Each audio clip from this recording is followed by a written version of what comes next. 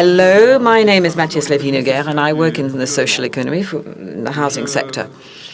And I run Logeo. It's a private group, which is a non-profit making organization, and which runs housing and is developing a series of social services to do with houses and homes. So it's basically helping people who have no homes to have a home and help them keep it if they're having financial problems. So we work in the south of France, in PACA, in Normandy, and Havre, and some of you might know a social housing sector which is called Logeo.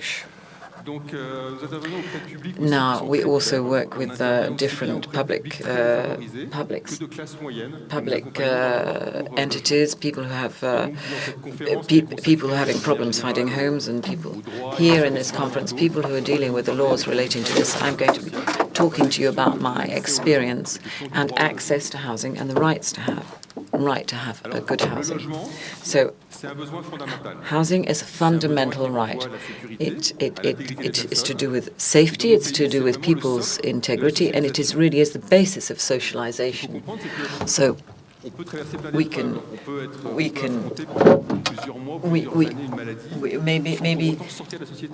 maybe ill for many months, but maybe you're still part of society. Maybe you finish your studies at an early stage, but you maybe want to continue later. You may be unemployed, and however difficult it might be, most often you want to be able to live reasonably for several years. Housing is different. If you lose your housing, this actually means that people become desocialized, and this has a great long-lasting effect. There's no more family life, there's no more education for the children, there's no more work, there's no access to healthcare, there's no dignity, and the loss of housing represents extreme fragilization, and it really means you stepping out of society.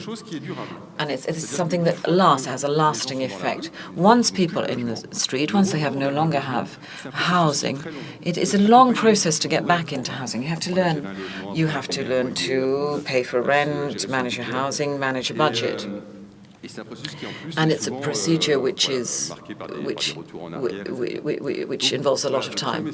So the first message I wanted to get across is that housing, the rights to housing, is fundamental. If there's no housing, there's no society, there's no dignified living, and if you don't have housing, there's no life at all. Actually, more than 400 people a year die on the street in France. So this housing, which is a fundamental right, it is actually at the heart of public thinking since post-war times. So in the 1950s, you've probably heard about Abbé Pierre. Started to act when a woman and her child died. He started to act in the public domain. He said this was intolerable and we must look after homeless people. So this developed into a movement, and then there was a whole policy about housing, which is extremely active, very dynamic and rich. And we have a whole arsenal of methods to help people, to help the homeless people who are on the street, or to stop people from being thrown out of their homes. And this is at the heart of public policy today. So I just want to tell you what's happened over the past 15 years, and what you can see that for the past 15 years we've had one major law every 2 years, and that shows that we really do have an active public policy, and this is really at the heart of public and social policy in our country. So housing has also been recognized as a real right. So what I've put on the screen is a little bit of information about the laws. These are 1980s laws. The three major laws in the 80s which progressively recognized the fact that housing is a fundamental right. and this is part of our legal system. And in the 1990s, it was even recognized as a constitutional right. So the right to a home, as a lot. We're not the only ones. It's the same throughout many countries in Europe. This was either entertained as a fact either earlier than the 80s or later. So we've also, in 2006, 2007, we have there was a right to an opposable housing. So do you remember Don Quixote? Don Quixote, this operation in Paris had several consequences, and in fact, we discovered that it was actually unacceptable that in France there should be hundreds of people who were sleeping on the street, and so there was a law in Parliament. The law was voted within three months in 2007, unanimously, which meant that everybody could have a home. So what are we talking about? We're talking about an obligation, a state obligation to find housing for everybody who cannot find housing by their own means. So we can see it's a slightly different thing. It's not just a law about housing. It's not just a principle, not just a moral obligation. It's a real law. It's actually an obligation for the state to act. So how does this work in practice? It means that in France, if you're confronted with a housing problem, you can go to a committee, who will recognise the fact that you are a priority case, and they have the obligation to find you a home. And if the state doesn't find you a house, the state can be condemned. So there's a real state obligation to find housing for people having difficulty. So this law has actually evolved. So we've had a major change in the law. It's a bit like the health sector, and we've been able to make housing more available for people. So this is a fundamental human right. It's recognized as a state obligation and a right. And if we can look at a few figures here, which are figures which have been produced by the Abbé Pierre Foundation.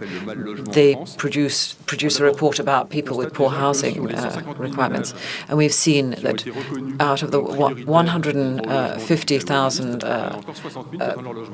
people wanting houses, 40% are still waiting. So we've also noticed that there are 700 people who do not have a home, and of those there are 140,000 people who are in the street. That's 44% more than in 2001, so it's getting worse. There are 2,800,000 people who are living in extremely difficult, unacceptable housing conditions, insalubrious and unhealthy. And then there are 5 million people who could soon fall into either of these categories because they're in a fragile state in housing terms. So even today, even if housing is part of public health, public policy, it is now when we have to act. We're not even managing to succeed correctly because there are far too many people who are suffering, possibly going to suffer the effects of desocialization. So how can this be explained? How can one explain the fact that so much effort has gone into having so little result? So housing is a very complex subject. But just to explain this to you very briefly, there's one main reason for this. One main reason is that in France, we cannot manage to produce enough housing which is financially affordable to match the needs. So let's take the Paris Basin, for example, which has a lot of problems in terms of housing. In the Paris Basin, we know that in order to have sufficient housing, if you want to follow demographic trends and what have you, then we have to be able to build 70,000 new homes, and we only managed to build about half of them. Well, that's all we've managed to build over the past 15 years, which means that the whole thing has become unbalanced, the whole market has become unbalanced, and there are several people who are excluded from the housing market. So how can we manage to supply the adequate number of homes? It's fundamental for the development of our lives, and the fact that if we want to have a balance between social homes and private homes, homes for people who rent, people who own, it's absolutely fundamental. If we want to have a good social mix, it's fundamental. If we want to avoid ghettos, the formation of ghettos, the right to a home,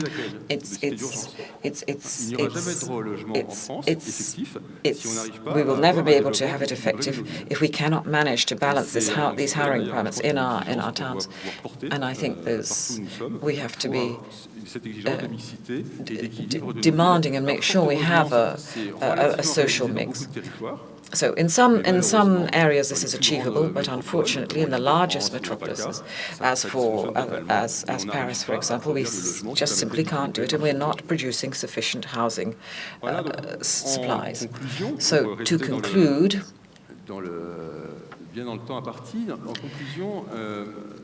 what I wanted to share with you are two things. The first thing is that housing is a fundamental right, and that it has been recognized as such. And there's a real right to a home, a real recognition of this legally. It's a legitimate right. We're talking about an essential human right. The second thing that's interesting is that it is important to understand the scope of all of this, because the right to a home is not only important, it's a humanitarian right. And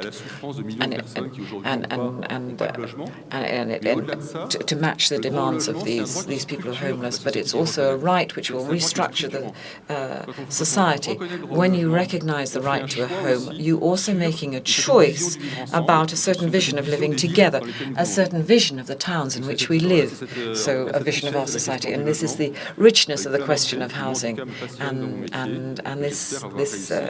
this is something that I find particularly fascinating, and I hope I've managed to share this enthusiasm and passion with you today.